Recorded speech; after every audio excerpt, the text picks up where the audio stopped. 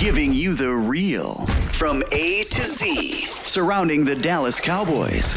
News, updates, rumors, transactions, takes, and more. So strap up, Cowboys Nation, and start your day off with A to Z Sports. Live with Will Steele. 3, 2, 1. Here we go!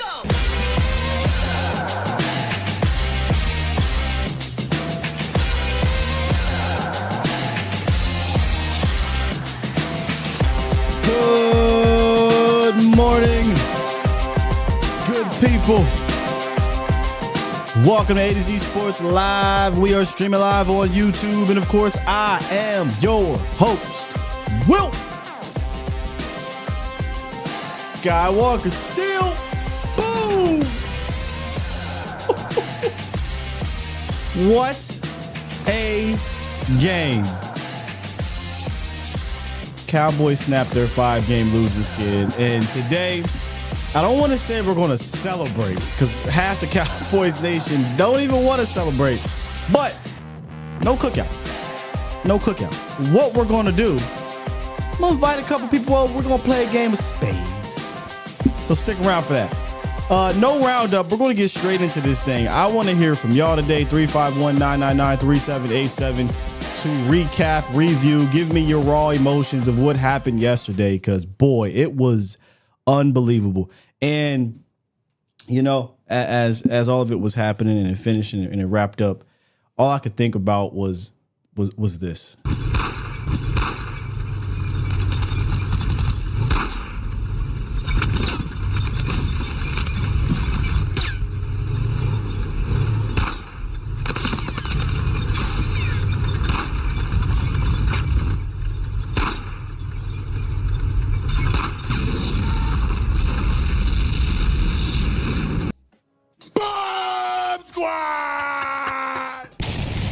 Oh, Kavante Turpin said, we blowing up that tank, baby.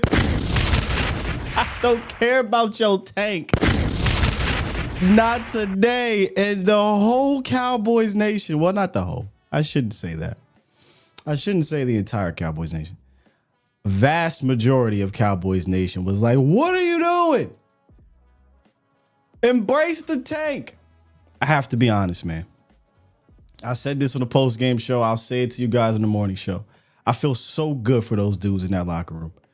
I feel so good because you know how bad it is. As fans, we think it's bad to be a part of this 5-game. Imagine actually doing it, you know?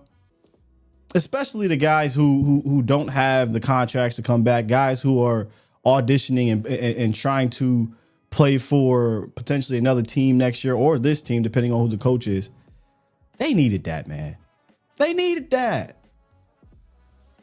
Well, Sky, the draft pick, and I hear you. We got plenty other games for the Cowboys to lose and potentially get a top 10 pick. I hear you. Well, Sky, the blue chip top guy. You got CeeDee Lamb at 17. You got Micah Parsons at 11. Tyler Smith was 24. I just routed off 3 All-Pros. I'm not saying drop all the way to 24, but I'm just saying if you can stay in that 8 to 12 range, you should be able to get a dude. But I'm sorry. I can't watch that game, how it unfolded, and fake the excitement. I was hyped, man. I was so excited when it was happening. Not thinking about draft picks and stuff like that. Just me being a fan of watching my team and the sport in general. And it was fun. It was great to finally have a game that was fun, although it did not start that way. That might have been the ugliest start to a game that I've seen in maybe in the entire Mike McCarthy era. Yeah. I mean, yes, I know we was getting blown out against Detroit, but just the missed field goal, blocked punt, fumble, high snap. I mean, that was the first 4 or 5 possessions. 3 and out with 2 yards. 3-3 halftime. You got a chance. what a weird start. And let's be real. The game was ugly and terrible. All the way up until the 8-minute mark in the fourth quarter, the game was 10-9. 10-9. And the big play, I think, that started the whole craziness was Donovan Wilson popping that ball out against the tight end, and the Cowboys kicked the field goal, go up 13-9, and boy, it just went. Think about this for a second. With 8 minutes left in the game-ish, the score is 13-9. 6 minutes left in the game, I guess. It finished 34-26. I'm sorry, that was fun, y'all. I'm sorry. I had fun that last 6 to 8 minutes of this game. I know the tank. I get it, and I'm sure we'll hear from you guys. And I'm not even going to fight you, okay? I'm not going to fight you, but I am very curious today on how you feel about said game yesterday, because it has definitely divided the nation. And I'll give my thoughts, off of what you guys have to say. But like I said, we're not doing a cookout today. I feel like we're not back to doing that just quite yet. That has to be earned. But at least they earned an invite to the crib, a little game night or something like that. I'm a big spades fan. If you don't know the game of spades, this may go over your head a little bit. I'll try to help you out. And with spades, much like Uno, there are certain rules, house rules, people play with and whatnot. But I'll try to keep it as basic as possible here, except for I do have one wild card I'm going to throw in.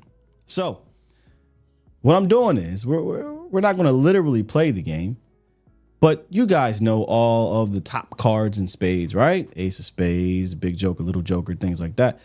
We are going to go through the top cards, and I'm going to list who I think performed as such. Fair enough? Let's do it. First up, the ace of spades. I have to give to Mike Zimmer, ladies and gentlemen. As the game was going on, I was talking to Jesse Holly, and I'm just reflecting on the last 5 weeks, including the Washington football people. I'm sitting here and I'm like, wait, you go all the way back to San Fran, I think it was, right? Was that after the Detroit ass whooping? Because that Detroit game was just, boy. Was that after the Detroit? Yes, that was after the Detroit ass whooping. I go back and I'm like, defense held it down first half against the Niners. They did enough in the first half against the Falcons. They made it tough in the first half against the Eagles. Same with the Texans. And here we go with the Commanders. 5 games in a row. Shorthanded, backs against the wall. The defense, you look over there and you say, I'm not mad at you. Right? So, hey, what's going on here? Here we go.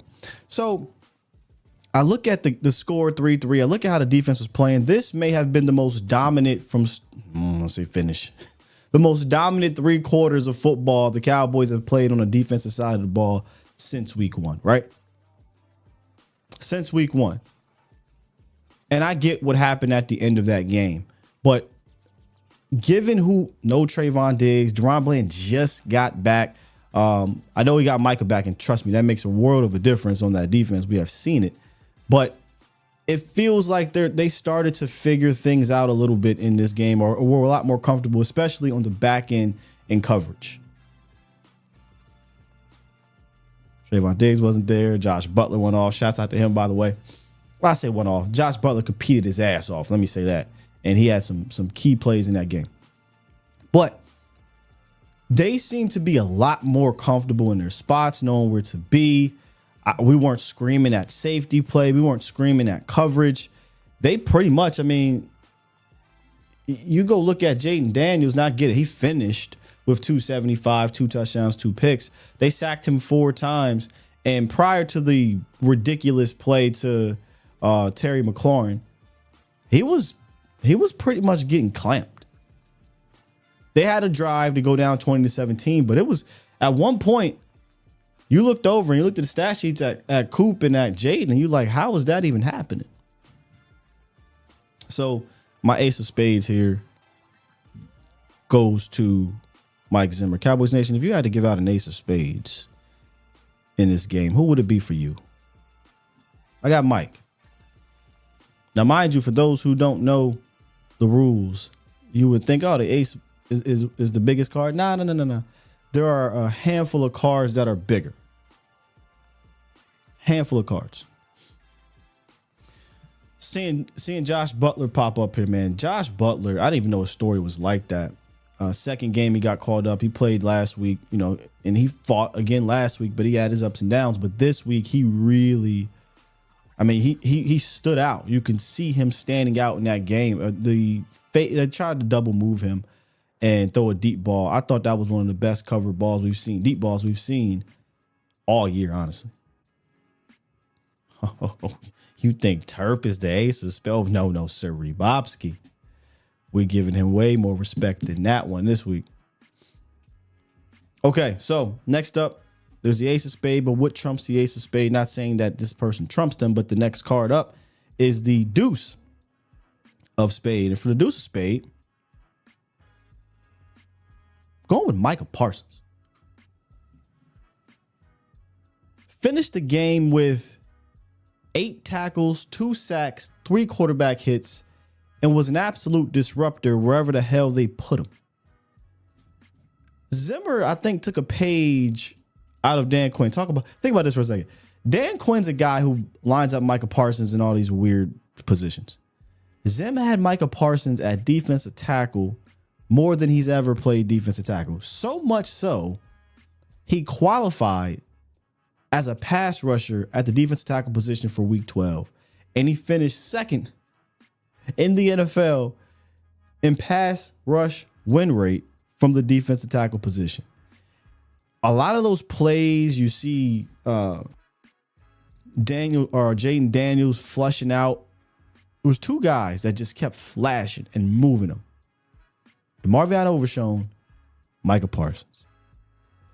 I think Jaden had a welcome to the NFL moment to Micah when he, Micah beats was it Cosme or whatever the guy's name is on the interior. He steps up and he kind of floats right to like scramble.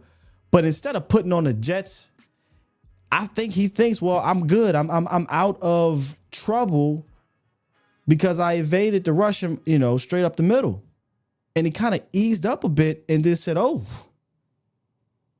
there's that lion. My ass. And fortunately for Jaden Daniels, he didn't get hurt, but Micah took him down kind of like the lion would take down a gazelle. And he eventually did take him down twice in this game. Now 4 sacks in his last 3 games since being back, right? And a ton of pressures as well. So you know what? I also believe he played that read option very well in this game, Cowboys Nation. Really loved how he played the read option. They really didn't have any big plays out of it. Earlier in the year, you saw the Cowboys play the Ravens and they used the scrape technique. They scraped that out the playbook. They just literally said, Micah, just play it how defensive ends play. And I thought he was very disciplined in doing so. Whenever they handed it off, they would get like maybe 3 or 4 yards from it. And if Jaden Daniels kept it, he flushed him out as best he can. Now, if you notice that last possession that Jaden Daniels scored a touchdown on, they ran it to the opposite side because I don't think he would have been able to fully outrun him to an extent the way he did the other way. Now, it was a great play call. I'm not going to lie. They pulled the guard. The guard got on top of Deron Bland, and they scored a touchdown. But you notice the way they ran it. They didn't want to run it the other way. So, obviously, if I'm going to give Ace of Spades or Deuce of Spades to Micah, I got to give the Ace of Spades to his coach for putting him in position to have a successful day. We got a couple more, but beforehand, like I said, I wanted to talk to you guys as well and see how y'all felt. Let's wrap to Washington D. Oh, shoot, I thought this was somebody that I saved. This is just your name. What's good, 301? What's good, man? What's good, Scott? What's I happening? called it last week, man. Hey, man, calling from behind enemy lines, man. You said 301. That's the DMV, my So brother. okay, yeah. It says Washington D way. I'm like, did I save you in this? But I didn't. Oh, But, well, Washington D. My name is Dwayne. Last name is Washington. But, gotcha. All right. Let's keep it. I'm gonna keep it rocking though. But listen here, man. Let me just tell you like this. Leading up to this game, obviously I'm defeated. I know the season kind of over, but in the DMV, let's put it like this, my brother. If we suck, there's still 2 games that matter. So we don't gotta hear it in your mouth all year. That's the Commanders or the Skins. That's how I feel about Philly, bro. That's how I feel about Philly. Yeah, it's different, and I know it's different because I've actually been to Dallas at a game, and I see how they view it. But it is different because obviously but my family is literally half and half, literally. Half Commanders, half Cowboys fans. That's literally what it is. When you see the games, like I've been to so many of the games at FedEx, and when you see the games and you see like, oh, the Cowboys, you're like, dang, we traveled. Nah, we ain't traveled. We here. Yeah, we out here. I said that I think in my last week when I was like, every time I've went to a Cowboy game, and I went to maybe 6 or 7 of them there at, what is it now? It's not RFK. It's not FedEx anymore. FedEx. It's Northwest. I think it's still FedEx. Nah, it changed. I think it's Northwestern or something weird. But yeah. Okay. But anytime I went, I never felt it was 95% Redskin or Washington fans to Cowboys. It was usually Cowboys, overwhelming fans of the Washington football people, or it was 50-50 at the least. It was 50-50. Always. Yeah, but the Cowboy fans usually run that. And I thought this year, based off of the other games I had seen, that Washington was going to be tough to play there with the crowd because they were a better team, et cetera, et cetera. But I couldn't hear everything because they didn't have the broadcast on, but I'd imagine Cowboy fans showed out as usual. We was deep, man. We was deep. My mom went to the game and everything. She was like, I wasn't really expecting us to be out there, but we were out there. I was like, yeah, we even there and a lot. Like, because I could have got tickets to the game, and I was just like, I'm going to watch this one at home. Like, I'm going to watch this one at home. It kind of reminds me a little bit of I went to a game where Matt Castle was the quarterback and we won with a Dan Bailey 2015. Season was over. Tony had got hurt. We were terrible. No one was giving us a chance there. Kirk Cousins and them. It was like, yo, season's over. But I went and Cowboy fans showed out and we won. I think it was Monday Night Football, maybe overtime or whatever. Dan Bailey kicked the field goal and we was hype. It was just like, forget the fact that we're terrible and we want a draft pick or whatever. It just felt good to beat Washington, a division rival, and after losing so many games in a row. And it's very similar to now. Cowboys 5-game losing streak. You get it that the draft pick is there, but who wants to? I mean, I know y'all want to keep losing, but I don't like the losing feeling. So to kind of get one over your rivals feels great. Plus, I wanted to beat the Eagles a few weeks ago, so just look at this as that win, and then we'll see what happens moving forward. Yeah, man. That's how it is right here, man. I mean, honestly, one thing I ain't gonna disrespect. I mean, they do have they do got a young, good rookie quarterback. I ain't gonna disrespect him. Mm-hmm. The brother got some fight in him, sure. But I don't care. I want to beat them every year, Facts. Regardless of who their quarterback is, man. So, I'm gonna just say, I'm. Thank you, Mike. Thank you, all the mics. Thank you, thank you. Because I did not want to have to. I'm at my girlfriend's house yesterday, and all of them Commanders fans. They like, hey, the game's on. You want to see the game? And I'm like, yeah, turn that thing on. And they literally just there. And it was like, don't say nothing. I'm gonna be humble. Because I know we ain't going to playoffs. Y'all still got a chance, but listen, we beat y'all though. Exactly. We beat y'all though. Exactly. We good. But I'm gonna give props to obviously Micah did his thing, man, and all those people trying to trade Micah, bruh, for all these first. Y'all don't know how to build teams. Defensive linemen last forever. This isn't a running back. Running back short. Dwight Freeney paid till he was what, 35, something like that. You don't get rid of D linemen, especially that are on that trajectory. Nah, bro. Trajectory. Nah, you can find 3-time All-Pros before the age of 25. on trees, brother. What are you talking about? Yeah, man. That's easy. No problem. Yeah, man. Yeah, I don't like the people talking about that. I get people, obviously, we in tank mode, and, you know, like you said, Turpin blew up that tank, and, you know what Turpin I'm saying? blew up that tank, I brother. understand people trying to do it. And people trying to trade them and everything, trade all our best players and everything, but I'm all for just, you know, kind of just not rebuilding, but just retooling, man. Just, you know, we're going to have a down season. Let's just retool, come back next year. But I'm not for trading our main players and nothing like that, but I appreciate just the fact that I don't have to hear none of these Bamas. Yeah. You know what I'm saying? You, I don't got to hear none of them. I feel you. I'm good on that. And yeah, man, that's my thoughts on it, man. And what am I about to say? Other than that, like I said, I got nothing else. All good, man. Appreciate the call, big dog. Appreciate you, man. You have a good day, man. Stay blessed, brother. You too, man. Hey, before I go, we got to get Voch Lombardi up in here because I know he pissed off. Voch, why you mad today, bro? Let me tell you something, man. First of all, Will Still, God bless you. God bless your family. Pardon the noise. I'm just riding the GNX bumping Anita Baker the tape deck. You know what I mean? But listen, dog, let me tell you why I'm upset, Scott.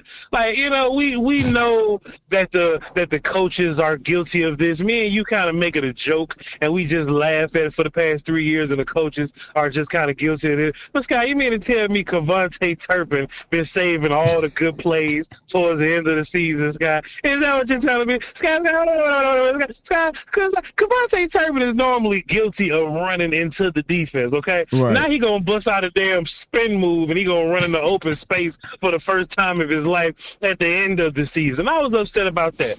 Scott, let me tell you something, man. How come when Dak Prescott, the guy that you want to be comfortable, how come when he in the game, you make all the receivers run upfield and turn around? How come you blow the dust off the good playbook when Dan Cooper rushed the quarterback? I was a little upset at Mike McCarthy with me. I ain't fooling with him with that, man. I ain't really fooling with him. How come, Scott? And look, man, Jerry Jones can come out here and be like, oh, the media creates narratives and all this kind of stuff. Scott, how come every time Rico Dowdle get more than 15 yards, your running game seems to make other things do well, and those things propel you into victory, Scott? I don't think that's a coincidence, Scott. And Scott, how come the Washington football Wizards, who've been cool offensively all year, decide to roll out the bed? Not lately.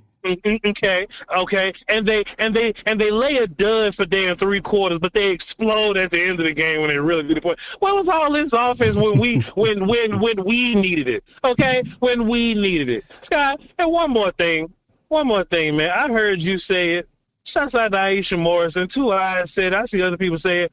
Oh well, the players were excited and they really needed this win. Well, Scott, excitement is cool, but you know what's really exciting? You want to know what these players really want, and that's better dudes on their team that they can call teammates. You know what I'm saying? They wanted better dudes. Half So of them dudes ain't going to be here to see no first-round pick. But they don't care about that. Good. That's their problem. I ain't worried about them neither. Cool. I'm not worried about Mozzie and how he feels. I know you ain't. That's exactly why I said. That's why I said y'all are mad. But for the players, this is for the players. For the fans, I totally get it. For Team Take, I totally get it. You're mad your team won and beat your rivals. I understand, Voch. I'm not even gonna argue with it. But you can't argue with that. These players in that locker room, all jokes aside, that have been out there for 5 weeks in a row, fighting through shit, battling. You talking about better dudes that be surrounding around. There's already dudes there surrounding and fighting through this stuff. You played on a team sport. You ain't thinking about no tanking. You trying to get a dub so that you can feel better and good about yourself with your brothers in arms. So aside from you and the other millions that, you know, are pissed off that they won this game, just kind of try to take away the fan hat for a second, put your human hat on. You got to understand these guys in that locker room definitely needed this one. Man, I don't care nothing about Carlos Watkins being happy for a win. Yeah. That's why I said take off the fan hat, put the human hat on. I know fans don't care about players personally. Y'all can give a damn about what happens to these dudes. But in real life, human life, you get, again, maybe not you, but me, I think that they needed this one for them because can you imagine going through that type of losing skid in that locker room daily, especially with the Cowboys where things may have come out and it just been worse. So I get what you're saying, but I also get why this was great for the team, for those guys on that field. Hey, man, picks. I'm trying to get them, bro. But that's all I wanted to say, man. I ain't want to come here and hold your show too long. I just wanted to come head on Turpin. We should have cut him when I asked their ass to cut him last year, and this damn thing wouldn't have happened. But it's all good, though, man. Hopefully he'll run some touchdowns. Hopefully Turpin will run touchdowns when it really matters next year. You know what I'm saying? And Sky, I'm just looking for growth from your play caller once again. Kavante Turpin, 2 weeks in a row, has proven to be one of the fastest people in the NFL. Let's see if they do something with him, but the answer is probably not. Hey, man, I appreciate you, dog. I love you to pieces, man. I tap in with you. Yes, sir. Voch Lombardi. I say it again. Micah Parsons, 11th overall. Tyler Smith, 24th. CeeDee Lamb, 17th. Guys, if we get the 8th or 9th or 10th pick, you'll be all right. You'll be all right. But again, I get it, man. I get it. This is not a good day for Team Tank. It's not a good day for Team Tank. D Shift, what's up, bro? Hey, what's going on, man? Hey, perfect conversations for kind of the point I want to bring up, but hear me out, Scott. And I'm not even trying to be funny when I say this, but I feel like there's more of a probability that this team can make the playoffs than landing the top 10 picks. That's just wrong. That's totally wrong. Now, if you said top 3, that's fine. Maybe. But top 10, bro, playoffs are top 10? Yeah. It's more likely, in my mind. And the only reason I say that is because I look at the remainder of the schedule, and, like, I see where your defense is kind of getting a little healthy for you. And I look at the teams that we have left, I don't feel like it's highly improbable to go on and run off like 6 games, right? Oh, Jesus. And then, and then the guys that are left, like the teams that are left to play, I'm not saying this will happen. I'm just saying the probability. I really don't feel like we're going to get a top 10 pick. I feel like this team is going to win enough. I feel like we played a lot of good teams. And then you were hurt, circumstances, right? And as your team gets healthier, I feel like you're just going to win a lot of these games. That's going to upset the Voches and Team Tank. And this is coming from a guy who is Team Tank. Like I didn't care if we won that game. Like something inside of me wanted to really Somebody win that said, game. see what winning does. Yeah, man. Look, man. See, like, so I'm staying in the moment here. I am not delusional to the point where I look at this game. Staying in the moment. Because if I stay in this moment, it doesn't allow me to say things like this team is closer to a playoff, team than they are a top 10 pick team. No, that's they're me saying losing the top 10 100% pick. And see, closer that's why I prefaced it. to a That's why I top 10 prefaced pick. the way I prefaced it. Listen, this is what I mean by staying in the moment, okay? They were not a good team for 3.5 quarters of that game. It took some improbable moments just to beat the Washington football people on one of their worst days of the year. So I don't think they're just a lock to beat anybody moving forward. Maybe the Giants, but the Panthers just took the Chiefs to the brink. Bryce Young is starting to figure it out. Joe Burrow's up next. This ain't a rookie in Jaden Daniels. You know what I'm saying? This ain't Tommy DeVito, and and you got to play Philly again. And Tommy DeVito. Like, come on, man. Tommy DeVito. Come on, man. And then when you got where Philly's what are we doing here? Philly might not even need that game. And they maybe probably for the number still one would beat seed, us but when they other than back that, up. So what we talking about? Yeah, you getting healthier, Scott, though, and that's the only thing. And as Voch was talking about, you're gonna do things on this team. All right, so bet. Watch this. Bet. Hold on. So bet. Say they lose this game. Too hard. Say they lose this game. Say they lose. Say they lose this game. Say they lose this game. Right? Say they lose this game. Nothing changes. Nothing changes with the schedule, and they'll just rattle off like you said 6 in a row. So what is the point? What is the you know what I mean? It doesn't matter then. Had they won or lost this game, you believe they was going to rattle off 6 anyway. That's how much I don't believe in us getting a top 10 pick, because I'm telling you, they got a lot of teams that are worse than you. And that was my only point. That was my biggest point, instead of trying to turn it into we're making the playoffs, guy. I'm not saying that we're making the playoffs. I ain't say you said making the playoffs. I'm saying you calling them more of a playoff team than a top 10 pick team. I don't agree. Yeah. Yeah, no, I think it's more, because I don't think we're getting that top 10. They play like a top 10 pick team for 3.5 quarters yesterday. Look at the teams you played. Well, yeah, no, I mean they got these other teams are like they got a lot of bad teams, Scott. And like, you they one got of them. 10 other teams that. And you one of them. Yeah, I mean, but Yeah. this team's gonna end up. I'm telling you, like they were supposed to lose, right? But there's gonna be other games that I feel like there's gonna be 3-4 more games that they might mess up and win. It's gonna boot you out the top 10. That's fine. Again, I'm not, and to get off the bit a little bit, I'm not one of the people who's going to cry and whine about not being in the top 10. Now, if we go into 20s, like you said, that's more like playoffs. If you go into the 18s, because now you finish in like 9 and 8 or something like that, yeah, that's a bit weird. I don't see them being good enough to do that. But if you're in the top 12, 13, 14 of this draft, there's no reason why you can't come away with a dude, man. Like, I'm not hearing that. This is a top 10 like team, like quality wise, and what we've been playing with, and the injuries we've been trying to overcome. But they're gonna mess it up, and they're gonna be like number 16, which is just getting like CeeDee Lamb, which the probability of getting Lamb that also has to happen again. But that's a story for another day. But I'm just saying this team's gonna mess it up, man. I guess cool win against Washington, but I'm kind of with you, too little, too late, or on Botch's side, too little, too late. So, yeah, man. But, man, I appreciate it, bro. Salute, man. Let's hear what Joe Sandberg got to say. Joe Sandberg, what's up, bro? Doing all right. This is my decaf right now. Joe, I could never tell if you on any type of caffeine, brother, but what's up?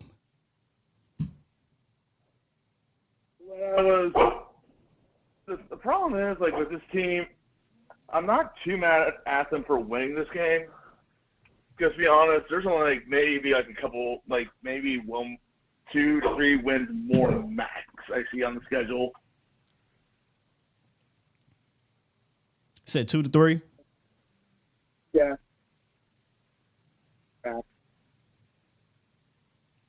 That's amazing. Fair.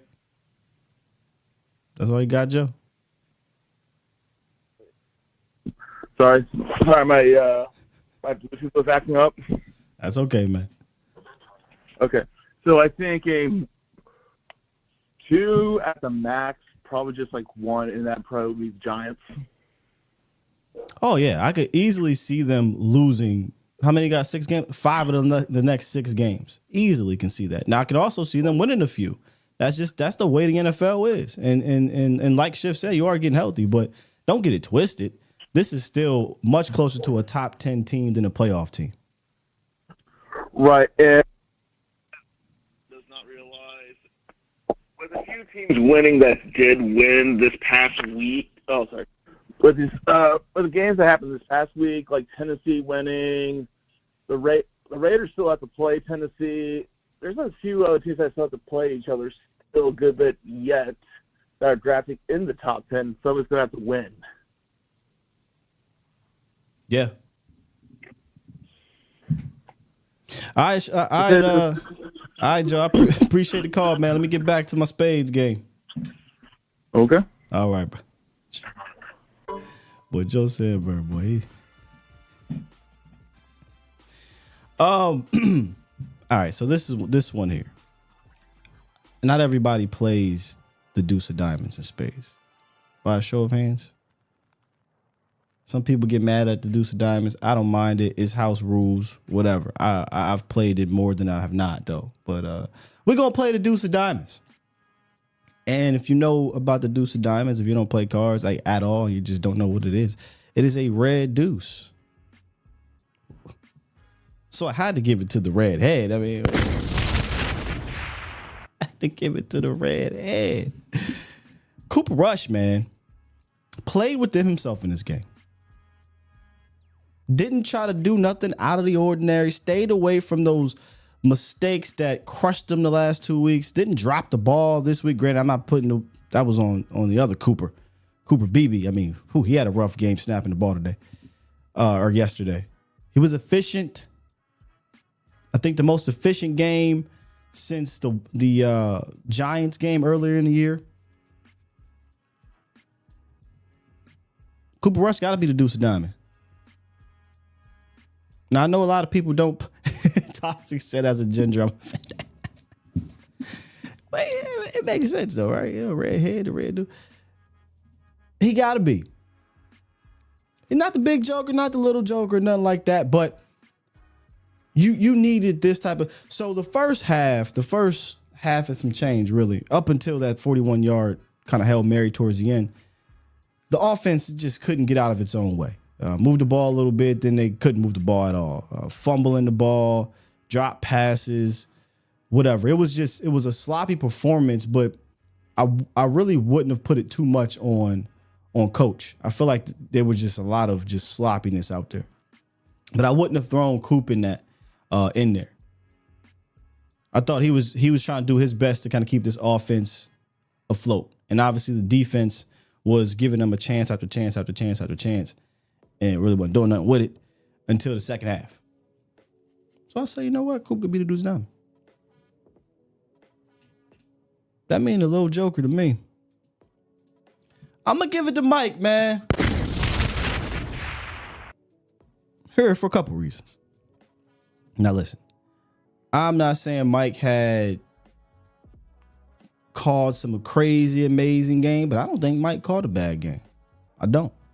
I'm not saying this offense went off. They scored 2 touchdowns in this game. But I saw Mike scheming guys open. I saw Mike remain balanced. And that's a big one right there. 32 passes to 24 true run action or run ratio. I didn't see these guys give up on Mike. You know, and I'm one of the ones that was like, man, I feel like they kind of tuned him out a little bit.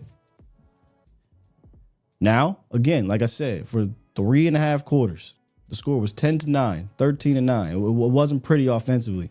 But how do you avoid said potential mistakes? Well, you stay balanced. You don't throw the ball 50-something times. Can you imagine if they tried to throw the ball 50-something times? The game plan coming out quick. Boom, boom, boom. Quick game. The setup, right? Granted, I know it started off rocky. 2nd and 1, you run that weird pop pass and you lose 5 yards. The next possession, 3rd and 1, and you run in some other, toss. Not gonna lie, kind of looked at Mike sideways. But I thought he didn't lose control of the game. He didn't mismanage this game. And one of the bigger plays to the tight ends, by the way, we asked for a tight end encore. We got one. Schoonmaker got his tutty this week.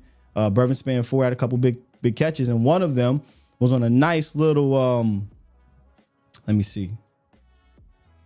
Was a nice little fake pitch. Brevin Span 4 gets up the seam. They ran like 2 seamish routes to the tight ends. Bow, wide open. Just gets Frankie Louvu moved off his spot, wide open. Something like 20 yards or whatever it was. Big play. That's scheming guys open. I'd like to see that a little bit more. The touchdown to Schoonmaker. You know they're going to double, or at least if they don't double, now I got 1-on-1 out here, they're going to pay attention to CD Lamb on the outside. We ran this a lot last year. We haven't seen a bunch of it this year in that red area. So they line up Schoonmaker in that inside, kind of tight, not in line, but slot. Run him up the seam. The safety tries to double up on CD Lamb. I don't know what they were thinking. Wide open touchdown. Got to give Mike some love here, man. Got to give Mike some love here. Well, Sky, then there's only one other answer for the big joker. Only one other answer. Kavante Turpin, boy. Kavante Turpin, the big joker today. And of course, that means to me, he's my Specs Key Club player of the game. Take it away, Fox team. Line drive to Turpin, and it bounces through his legs. Here he comes. Kavante Turpin spinning 3. Here he goes. Fastest man in the NFL. Kavante Turpin takes it all the way. Touchdown, Dallas. Maybe the play of the year for the Cowboys. For the Cowboys, not for anybody else, but for the Cowboys. Kavante Turpin, back-to-back weeks as my Specs Key Club player of the game for his big plays. The little guy is the big joker to me, man. Another kickoff return. He's the best kick returner in the league right now. Finally starting to get touchdowns off of these kick returns. Had a 60-yard punt return earlier, now 99-yarder with, just a ridiculous spin move. Just a ridiculous spin move. Mind you, the reason why this is considered probably the biggest play of the year, this was off the heels of Jaden Daniels driving down the field and making this a 3-point game with 3 minutes left, 2 timeouts, plus a 2-minute warning. And if you go look at how the offense was performing when they needed to drive the field, it wasn't happening for them. So if they were happening to get a 1st and 10 at the Cowboys 20, 25-yard line, there was a part of me like, hey, man, I don't know that this offense is going to be able to ice this game out. And if they get the ball back, you had this worry that they would tie it up or get the go-ahead touchdown. Now, obviously, what ensued after the fact was madness that eventually almost tied it up. But Kavante Turpin kind of put the game away. He didn't, but he should have. And that's why he's our Specs Key Club player of the game. Brought to you by Specs, your one-stop shop for unbeatable selections of beer, wine, liquor, and finer foods. Whether you're planning that party or just looking for that perfect bottle, Specs has got you covered. Great prices, expert advice, and the best brands. Find it all at Specs. So there you have it, ladies and gentlemen. Threw some curveballs in there, but again, this ain't cookout worthy. But I wanted to try to do something different for today's game because half the fan base is celebrating, half is not. So I didn't want to have a big celebration. It ain't like that. Let's get back to the horns. We got Twan from Connecticut. What's happening? Sky, what's good, baby? You answered for me. What's on your mind, man? What's on my mind? I was shocked we won that game. For real. That was that was just so shocking. Salute to the Cowboys. Salute to Turpin. Salute to Schoon Boone. Salute to Brevin Spanford. Salute to all of them. But I kind of feel the same way Vach felt, honestly. Why does McCarthy call the good plays when Dak's out? Why do you think he does that? I don't think he is calling that many great. Dude, we just got whooped the last 2 games. The offense looked terrible. So I don't know. I don't get the whole hoopla over McCarthy calling a balanced attack this week. He quite literally threw the ball 55 times at the crib in a game that was close for like 2 quarters and some change. So I'm not about to let this wild game kind of take me away from the fact that McCarthy still ain't like that. It hasn't been like that with or without Dak Prescott, No, I feel you. I really do. But honestly, the next game, I only want to win. And yes, I'm saying it. And no, I'm not rooting against the Cowboys. I want a top 5 pick. Let's just beat the Giants, and let's just go for a top 5 pick. And who would you want to get if you get a top 5 pick? Would it be Genty? No. Oh, no. I wouldn't take Genty in the top 5. Not at all. I agree. Nah, I said this. I was talking to Foots yesterday. Look, let's not get it twisted. While we definitely want a new running back. I'm still all for getting a dude here at running back. But none of that ish matters if you got a terrible offensive line coach, a terrible run scheme. Let's fix that too. Let's get a dude, but let's also fix our run scheme, our run blocking, our run play calling, our offensive line coach. Let's do that as well. Because what's the point of getting a dude if he's just going to be like Saquon Barkley stuck in New York with a bad offensive line and a bad run scheme for 7 years? You know what I mean? So, nah, I would. Yeah. I'm all for a lot of positions. Wide receiver, interior defensive line, edge. I'm cool with wherever they decide to go. Now, again, very early in the process, but you need all those. So, Yeah, I like the wide receiver from Arizona. I don't know his name. I don't know how to say his name, so I don't want to butcher it. But the big dude, he's like 6'5". Yeah, I call him T-Mac, but Tech McMillan. Tet McMillan. Yeah. Yeah, I want him. He's who I'm looking at right now because we really need a weapon. Or, if anything, let's find us a good defensive tackle.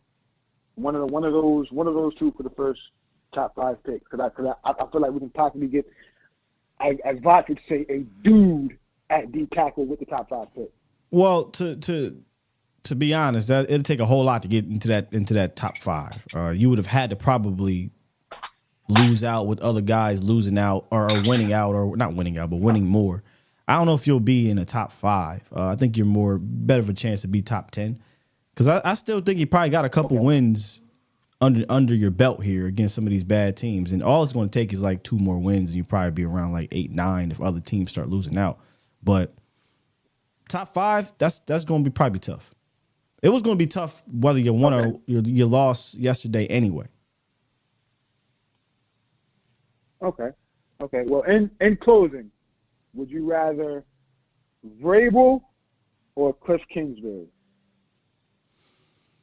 Oh, I'm not a fan of neither, but I'm damn sure not a fan of Cliff as my head coach. When I presented the question the other day, I had to add like Robert Saleh with it to make it enticing enough to think about. But just hey, Cliff is my head coach. Give me Vrabel. I don't want Cliff Kingsbury my head coach.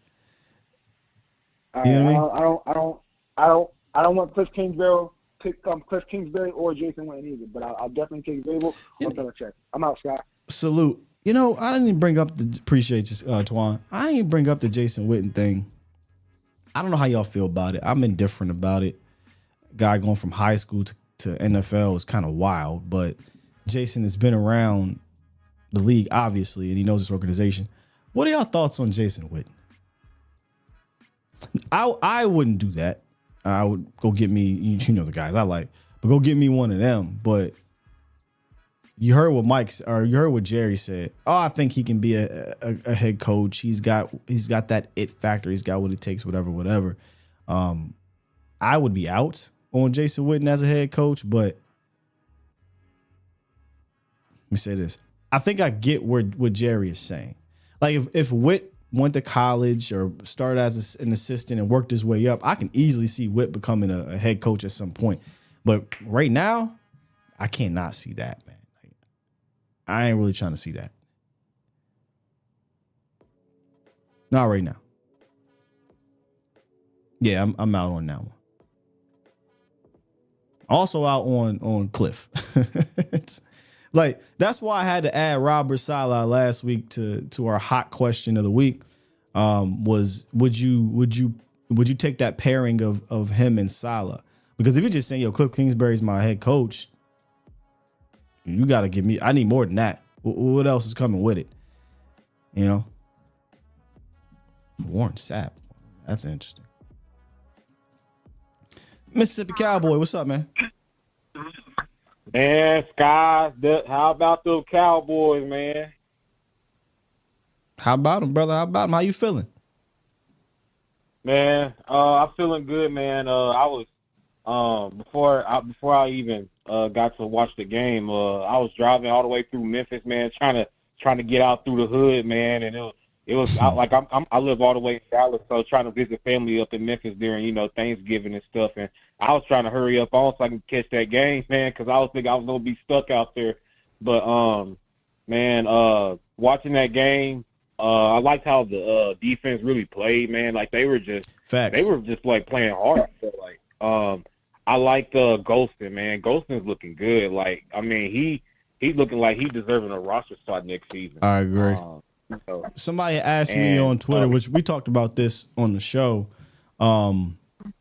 Would I think he's playing his way back to the team, but only if, for me, and this is what I responded, only if the new defensive coordinator has a legitimate role for him, right? Like at the end of the day, if he doesn't fit what the new defensive coordinator wants, I totally get letting him do his thing elsewhere. But if the new defensive coordinator says, yeah, I can see him doing something for what I want, what I envision on my defense. Him, Jay Lou, like those are the type of guys you say, all right, bet let's kind of keep some continuity year over year. Those two guys who are free agents are playing their way back here if that new DC wants them. Right. Also, like, I really like the way some of the tight ends play. Like, I like Span Ford showed a lot of flashes yesterday, and I thought what I saw was thought Schoon Go ahead. had more pop in his game. I don't know if it was because it was grass or whatnot, but the play earlier, his longest play of the game, where he caught the boot and he got upfield. He was skedaddling upfield. I was like, okay, Schoon, moving a little bit right there. Yeah. And like I saw like that a lot of those plays where they were actually scheming guys open. Right. You know, like right. tight ends were like getting open and things like that. Like I ain't seen that in a minute, really.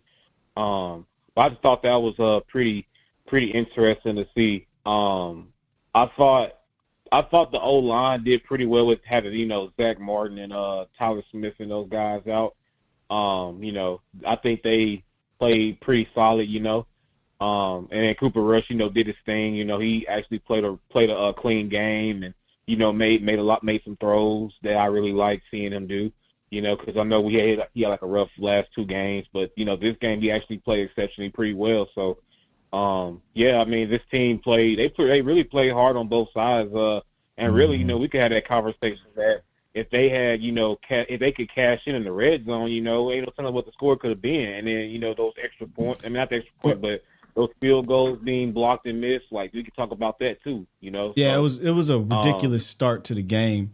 They really, the funny thing is they really didn't get in the red zone much in that game. It was, you know, obviously they got the interception. I think it was not the interception, but the fumble that kind of had them around that red zone. But prior to that, they was only down there one time, and it was the beginning of the game, and then they missed the field goal. Yeah, correct. So like, you know, I know a lot of fans, you know, or some you might have some Cowboy fans that aren't happy with where our draft spot is right now, but I'm honestly okay with, you know, where we are. Like, you know, like I know we want guys like, you know, Travis Hunter, things like that, you know, and you know it's likely, you know, it may not be meant for us to get a guy like him, you know, like so. But there's so much talent, you know, that you still have in the draft that are, you know, close to being just as good as he is. You have some special talent in that draft that bro. you can really get. This is a talented, like this is again, a loaded draft, man. So, like I said, if you finish in the top 15 with a top 15 pick, and you're praised as a drafting team, if you can't come away with a dude, that's an indictment on you. But I've seen them pick 11, 17, and 24 and come away with 3 All-Pros, a 3-time All-Pro, a 2-time All-Pro, and a 1-time All-Pro. So just because you're not picking in the top 5 doesn't mean you can't come away with one of them types. yeah, you're right. Last thing I wanted to bring up was I really in this, you know, where we are right now in the draft, I really think there could be a whole bunch of great players that could also fall to us for sure. And you know, so I just want, you know, our fans to relax, you know, because like wherever we're picking, like there's gonna be some great talent that's gonna fall to us in the draft. So like let's relax and let's just take its course. You know, let the season take its course. That's perfectly said, Mississippi Cowboy. Perfectly said, bro. That's kind of how I'm doing it. I'm just letting this play out and see where it is. Like I'm not team rooting to tank and lose, and I'm not team like, oh, let's win out and go to the playoffs. I'm just like, hey man, this is an evaluation process for me.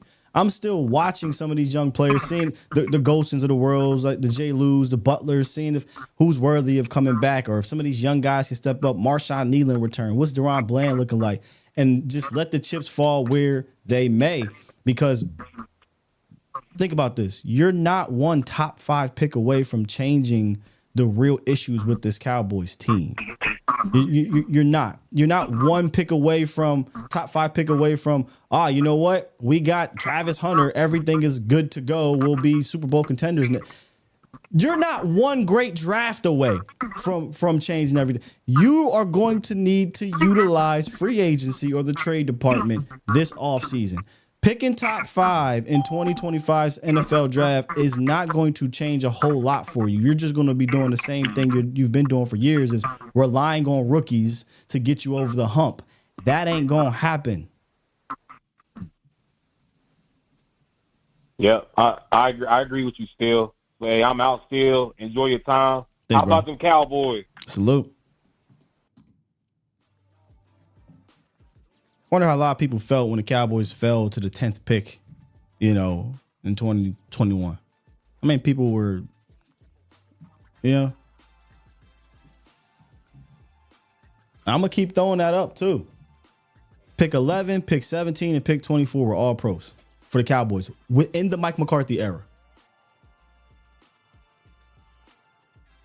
I think we all can agree the Cowboys aren't going to be picking no 24, no 28, no 27. They're likely going to be in that top 15 plus area. And if they want somebody so damn bad in that 8, 9, maybe even higher, then don't I don't want to use that term. Don't be scary. Go get them. Go get them.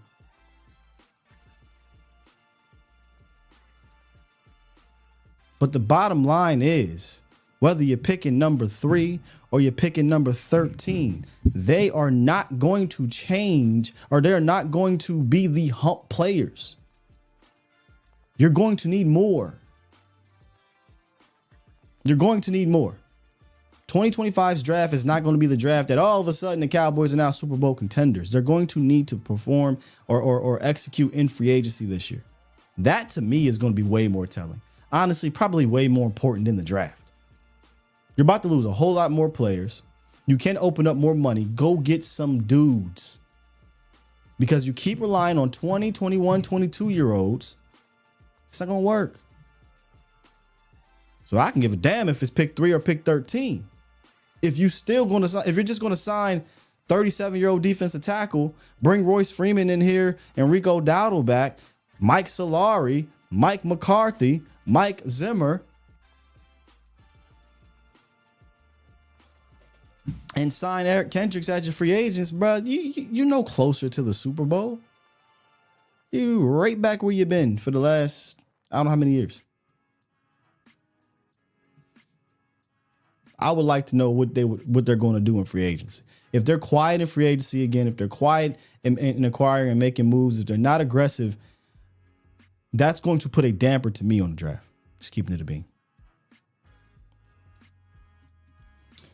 Good morning, Marco.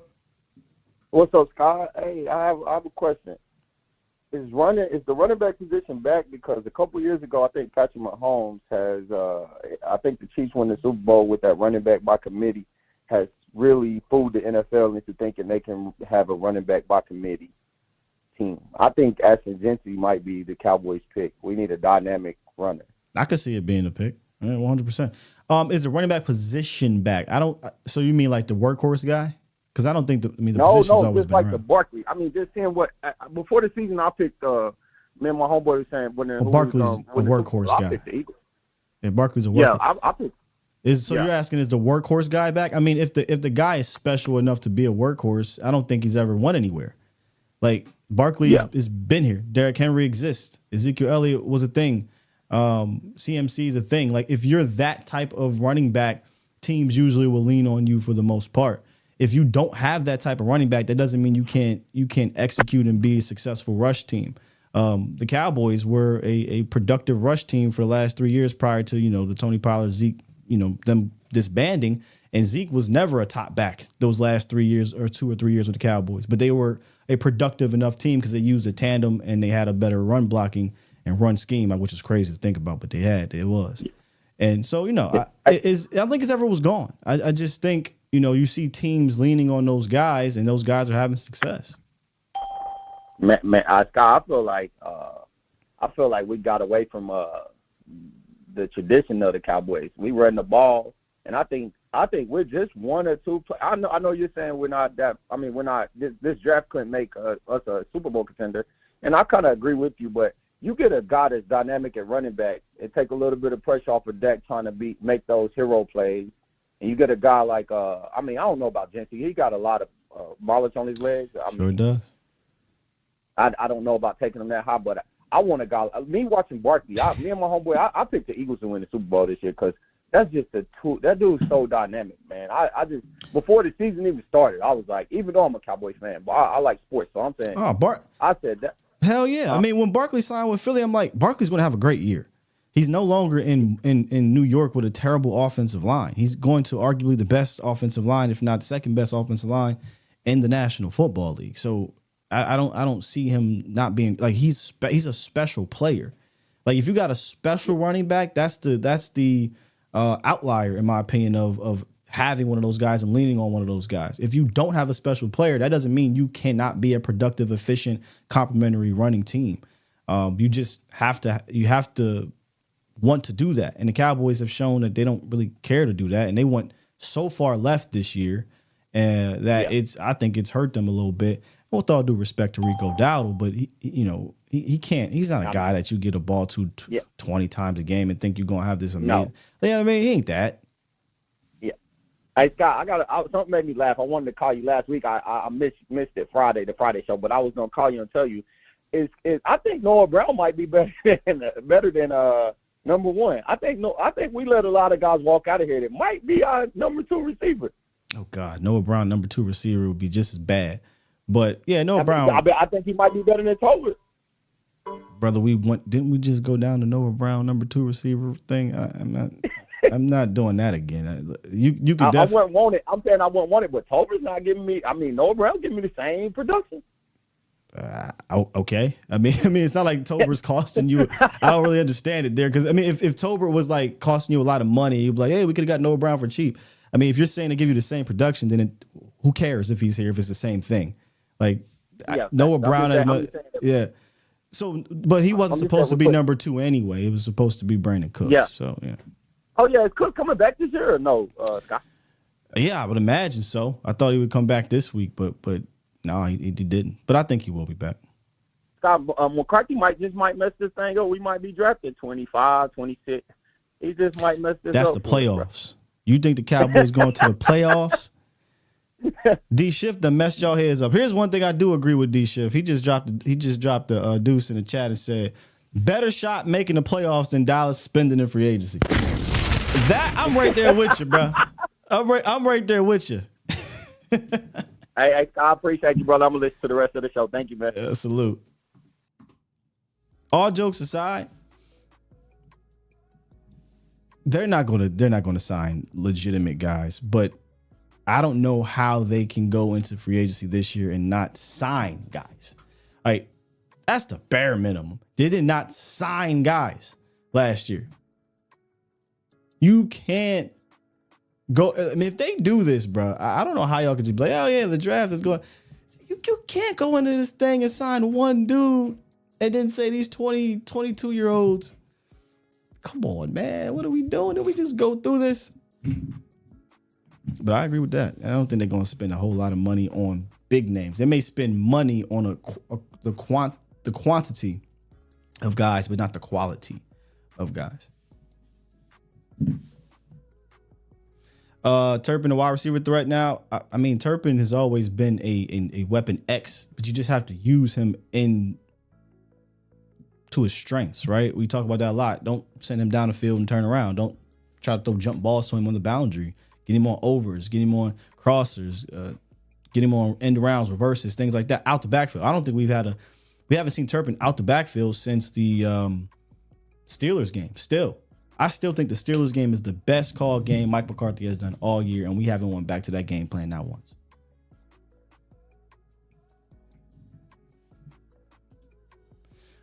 We got a couple more. We're not gonna be on this thing all day, but let's get I haven't heard from Cam Cowboy in a while. Poindexter, we're gonna wrap the Marvel when we out. Good morning, Cam. My man, Sky. What's going on, brother? What's up with you? Hey, man. Hey, just glad to be able to call in. Normally, I'm working at these hours, but I can dig it. We got it done today. All the Washington cockroaches didn't even come into work today because they was afraid to see me. That's one thing I do miss is when we do win back up in PA against like the Eagles or the Washington football people, going to work and just going there and trolling my coworkers. I kind of miss that a little bit. Man, they didn't even want to look at my one dude walked with his head down. I said, look, it's just like the Washington football generals or whatever they're called. We literally handed them the loaded weapon, and I'm not trying to get you stricken on YouTube or anything like that. We literally handed it to him and said, okay, you can finish us off, no problem. And they pulled the trigger and it backfired and hit them. It's literally I'm not trying to. I don't want to sound mad or anything like that. Like, because I'm happy that that these kids are getting an opportunity to get victory, like to get a victory. They've been down in the valley for so long, like they barely probably remember what it felt like. But I weigh in on it. The draft is going to just be the draft. Like, my guy that I like, I really would like to go defense, and that's between Carter and the dude from Michigan. I'm not going to hold against this kid from Michigan that he's a Michigan Wolverine. Same. We haven't had that much success. I'm not We haven't had that much success. I'm not getting scared because he's a Michigan player, bro. Like, that dude is damn good and damn worthy of the pick. Right. We need, like, up the gut to pair him with, and not like some, I heard somebody allude to, man, some dudes are starting to, like, show something. I guess when you get beat down so much, I mean, Golston, I don't know where this play has come from, but he has just looked solid, like, these past couple weeks. Not a couple weeks, brother. Golston been playing good ball pretty much all year since he got a shot. I think it was, when did Micah go down? The Giants game. So after Micah went down, D-Law was down, Golston got a lot more tick. From that game on, Golston has been one of your more consistent defensive players. Yeah, and extremely, like, serviceable. I mean, to me, I made a video last night saying, like, look, at minimum, if we don't keep him, I'd just be happy for him to be able to get another 3-4 years with with somebody, because he can play. But long story short, just thrilled that Dallas got an opportunity, that these guys got an opportunity to get a victory. Now with the pessimistic side of this, I can just hear Jerry right now. Because Mike had a shortened deck. Hey, we're gonna re-up him. Now that's the conversation. Hold on, because everybody all up in arms about this damn pick thing to me is silly. Because, like I said, the Cowboys have drafted 3 All-Pros outside of the top 10 in the last 4 or 5 drafts. So that's silly to me to get to whine and cry about not picking in the top 3 or whatever. But that part's more. I'm more worried about that than not having a top 5 pick. I'm more worried about Mike. Yeah, about Jerry talking about something. Well, you know what? They showed some fight for Mike, and so if you said, well, Sky, would you rather lose to get Mike McCarthy out of here, or would you rather lose for a top pick? I'd rather lose to get Mike out of here. I'm just yo, hey, lock up, man. Get him out of here, boy. I don't care. I don't give a damn about no top 5 pick, man. If I got top 12, top 15, and I can bring in a Ben or somebody, yes. But if I'm sitting at 5 and Mike is coming back, man. Care about that? They don't. People don't understand, man. Like it's like they don't get it. Because it'd be one thing if these dudes were showing up every week, like, putting this type of effort like they did yesterday. And I know that we got some dudes back, and that might be a whole thing. But, man, like, there still is just something to, even when you have a complete – Kyle Shanahan's teams, besides yesterday, don't never look like they just are completely out, you know what I mean, classed, typically, even when they don't have anybody, when they're not sending anybody out to play.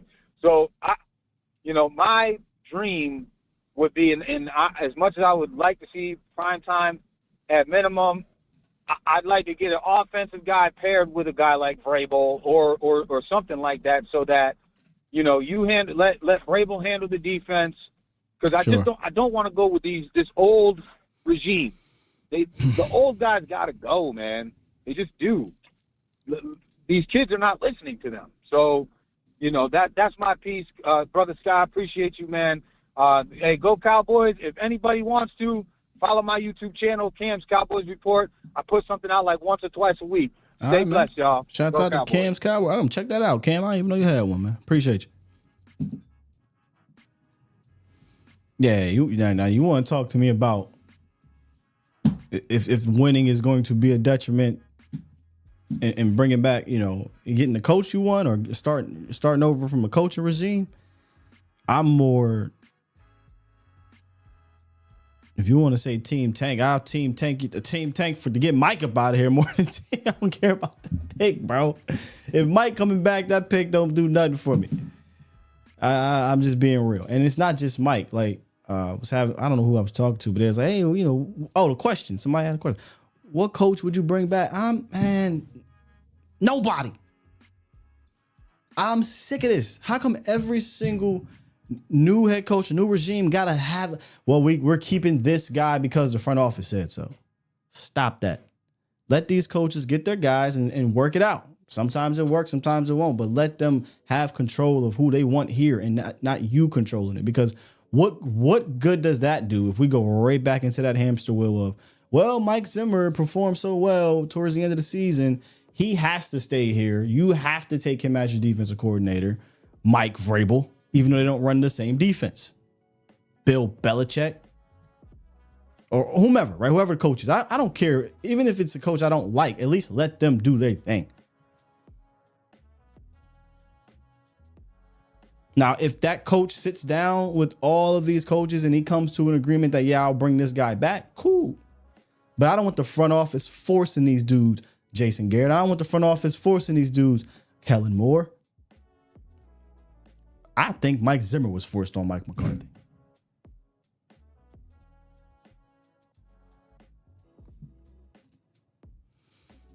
Poindexter, what's up? What's up, Scott? How you doing, my friend? I'm good, brother. How are you? Victory Monday. Yes, sir. Yes, sir. Man, I've always been Team Turpin. And, man, this dude, he put a move down. Sometimes you see a player put a move on another player, but he put a move on like 7 dudes. He made that spin move, man. He put like 7 dudes in the blender all at the same time. You see them all just move off to one side, man. You cutting see out. That one time. You cutting out, Poindexter, okay. So you gotta be a little quicker today. The garbage man is out here, and he's making all this noise on my side. But I've seen a point guard do that. He's at the top of the key, man. He make a move and fake all 5 players go one way, and he going the other way. That's the kind of move I saw Turpin make. That's crazy. Look, it's good to get a win. I don't care about draft choices. I don't care about all these front office decisions and whatever. It's good to get a win, man. I love sitting down on a Sunday and watching my team win, especially a game like that, man, that went back and forth and stuff. For 5 weeks, man, we've been sitting up here ho-humming, and to have a game that has some excitement to it, man, that was so much fun. Facts. And all these people talking about Cooper Rush. Man, Cooper Rush was out there throwing lollipops, man. Don't do that to Coop, man. Don't do that to Coop. He was cool in this game, man. Yeah, but you come on, man. And the touchdown to Schoolmaker, that's fine, man. But it's like you got about 20 tight ends that's better than Schoolmaker, and I think that was just like, if you thinking Cooper Rush to Schoolmaker gonna be a combination like Kittles or Kelsey or something, man. Ain't nobody thinking that. Sadly mistake. Point that. Look, I've been, you hear that thing. Cooper Rush the winner. Cooper Rush, and all this. Look, I'm happy they won the game. And if you can get to a Super Bowl with a Trent Dilfer and a Nick Foles and whatever, then so be it. But I'm cheering for the team to win, man. I'm not.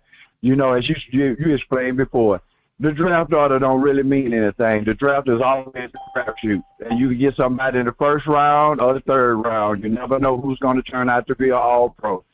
But we still got to do that team building, man. You still got that there in free agency. I still think that we need some consistent pros on this team. Oh. We got some young players, and one thing about these young players, they can show some flashes, but we need consistency. We need consistent pro play.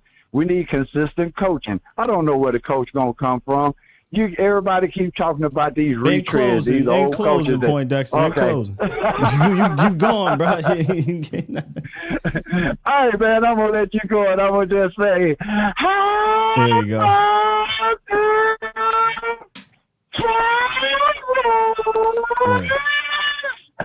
Appreciate you, Poindexter. All right, man. Much love. Salute. I tell you something right now. If I was a rival fan and Poindexter came to work and hit me with that every time I'd be so annoyed. Oh, I'll be rooting against the Cowboys just so I don't gotta hear Poindexter come and do that. But if you a Cowboy fan, I'll be using that against him. Oh, if I'm a Cowboy fan, co-worker of him, but hey, Poindexter, come on, we go. How about? Oh, that's crazy. It's crazy. Who are all these all pros? Willie T.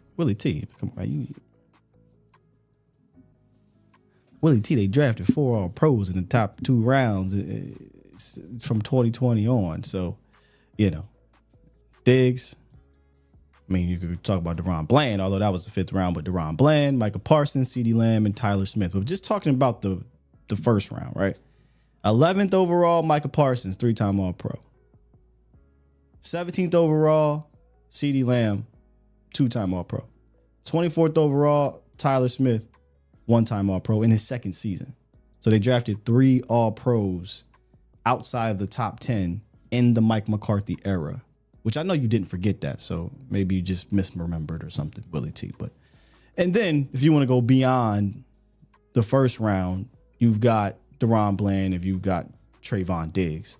So technically they've drafted 5 All-Pros in the Mike McCarthy era without ever picking in the top 10. Well, technically, Micah Parsons, that was a 10th overall. They traded down. But you get what I mean. They weren't top 5 picks, top 2, 3, number 1 overall picks, and they still came away with 5 All-Pro players. So, yeah. All right, Marv. Send us out of here, bro. Fam, how you doing? I'm good. How are you?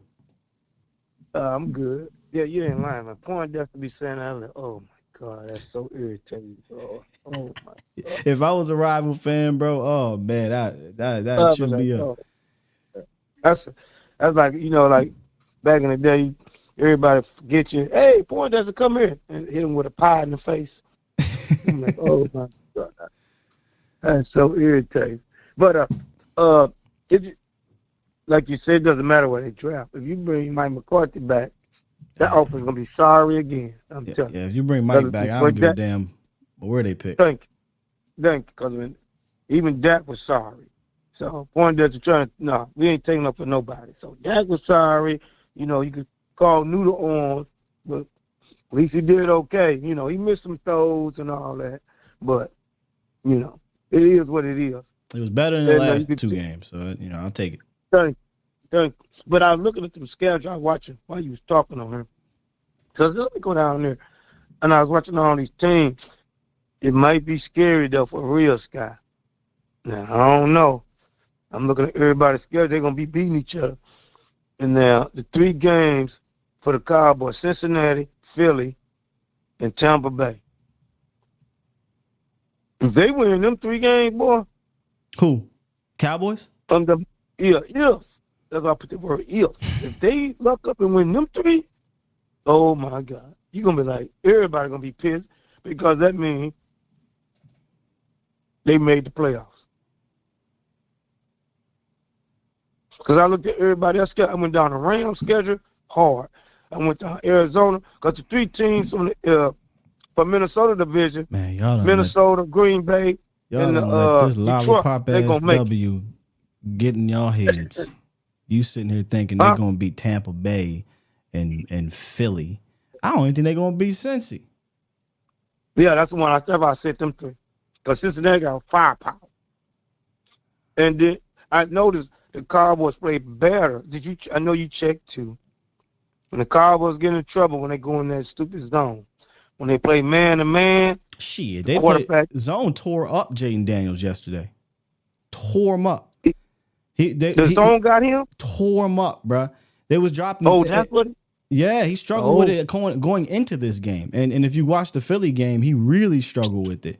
So, technically now, if we would have broke it down, I just didn't break down, for you guys. That's one of the things I would have came out and said was, Jaden Daniels is struggling against zone lately. But that's what Mike Zimmer does. But yeah, he couldn't fit it in these tight windows and over guys, and they played it very well until that last, obviously, big play of the game. Play? Yeah. Yeah.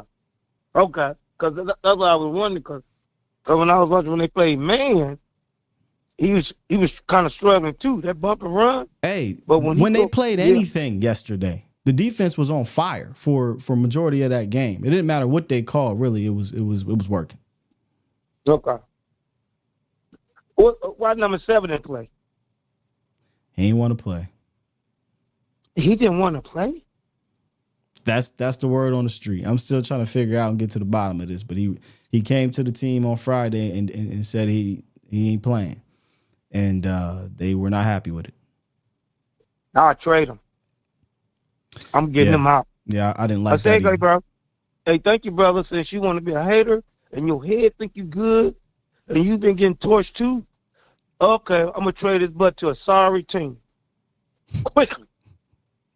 I'm not going to trade him to no Redskins, nobody. I'm going to trade his butt in the AFC and get him to a sorry team over there and then get some good players. You know what I'm saying? That's why I said I got to do some more investigation because, I don't want that in my locker room. Keep it a bean. Me either, man. Everybody keep trying to trade Michael Parsons. Y'all trying to trade the wrong one if that's the mentality. Yeah, that's the bad mentality. I say, bro, you think you got it going on? Oh, I'd have been in that locker room, me and him be part of the fight. I said, you think you be getting tortured, you can't tackle. Mm-hmm. I say, boy, Mar. Yeah, Mar. Wasn't I was not happy when I heard that one. Yeah. In closing, that's what I heard too. Well, in closing, man, I'm like you, I'm just watching, see what happens. I want him to play number 80, man. Come on, man. Use that speed. Fat boy, that's why I can't stand Fat boy. Oh, and that offensive line coach, he got to go.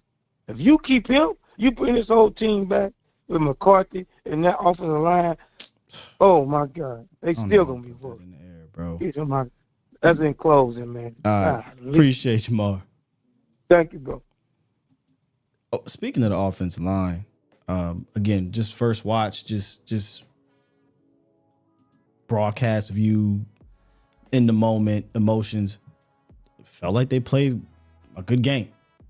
Cooper sacked one time, and I don't even really count. I think it was at the end of the game where I don't really know what that was, but they was running around trying to burn time or whatever and got the sack. But other than that, it felt like I didn't hear much from Steele. I didn't hear much aside from some phantom holding call, and not lining up correctly. They're calling that now from Guyton and Awesome. The line, obviously, Hoffman was out there trying to beat dudes. I don't know what it is about Washington. TJ Bass was not good all year. Like, not good. Hoffman was in and out, so he didn't really have a lot of tape. And they play Washington. They play those dudes differently. Go back and look last year. Now, granted, they didn't have the interior guys, but this unit was getting after quarterbacks. This unit was putting pressure on quarterbacks, and they didn't do much. So I can't wait to go back and really. That's honestly what I'm going to be watching a lot is this offensive line because I felt like they played a really good game. I didn't watch the tape just yet, but it felt that way. I think I got one more super that I missed, maybe a couple. I think Shaq just dropped one. Yep, Shaq dropped one. He dropped 5. Appreciate you. And said, here's 5 to defend yourself against the Cooper Troopers. Studio 25. No, there's no defending. What is there to defend myself for? Didn't you see? I made Coop Coop was a deuce of diamonds, bro. Had a good game, man. Like that's the problem with Cowboy Nation. We just too divided. Had a good game. Gotta give him credit where credit due here.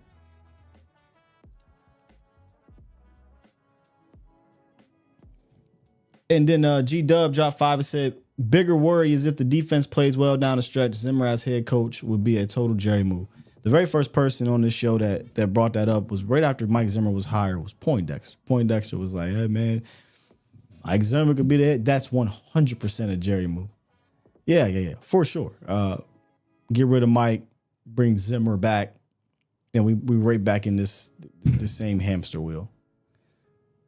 And we brought it up a couple weeks ago where we said it hot take. Mike Zimmer probably going to end up getting an interview. Trey Lance. They got Trey Lance in there. I've been screaming for Trey Lance to get in there and do a fake and throw the ball. If you look at the halftime show, I say, "Yeah, man, you struggling in the red zone. Bring him in there, act like he gonna run and boop, pop that thing." They said, "No, we don't trust him throwing the ball. We're just gonna have him run." -3, pulled his ass right about it. Come on, Trey. That's your Trey Lance for the rest of the day. Yeah. All right, I think that's it, man. Let me see here. One more refresh. We got D Shift Super. We got G Dubs. We got A. Wait a minute. Is this from a different? Okay, that was during. That was during the post game show. Maybe. Let me see here. Pre-game show. Appreciate you, AA Ron. He dropped 5 during the pre-game show. Said another year, maybe. I want more players to quit on Mike McCarthy. I want no chance he comes back. Interesting enough, they did not quit on Mike McCarthy, AA Ron. They went out there and played their asses off. Or played their hearts out. Let me say that. In totality, that was not a good game. But the defense, I thought, played a good game. The offense, aside from the fumble, I thought was clean enough. 13 points with 8 minutes left in the game isn't going to do it, but we went from 13-9 to 34-26. Unbelievable game, man. Unbelievable game. We'll be back at it here tomorrow. Short week. So tomorrow we'll treat like a Thursday. We're not going to preview Danny DeVito and the Giants, but I will talk about some more things we're going to look forward to that. Wednesday we get Pat on, and then Thursday is Thanksgiving, man. And Cowboys got the middle slate game as they always do. And we're going to get Cooper Rush versus Tommy DeVito, Danny's little cousin. My bad. I said Danny. Tommy DeVito, as they call him, Tommy Cutlets. That guy up out of here, dog. They're probably going to win. Y'all gonna be even more mad because they're probably going to beat the Giants. That's a bad football team who is quite literally tanking. Like the front office, they're tanking. You know? Interested to see where Daniel Jones goes this week, whether he will go to a contender or go to a team that maybe he can play in the next couple games, like say the dude down there in Baker Mayfield.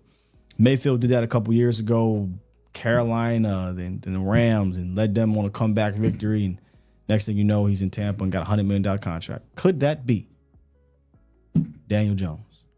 I don't think so. Press this button. Push the goddamn button. Push the goddamn button. Professional tankers. Yeah, Danny DeVito, Tommy's cousin. I hope you're trolling R. Williams. McCarthy should get 2 more seasons. I can't do 2 more seasons, Mike McCarthy. Can't do 5 is enough. We out here. Peace.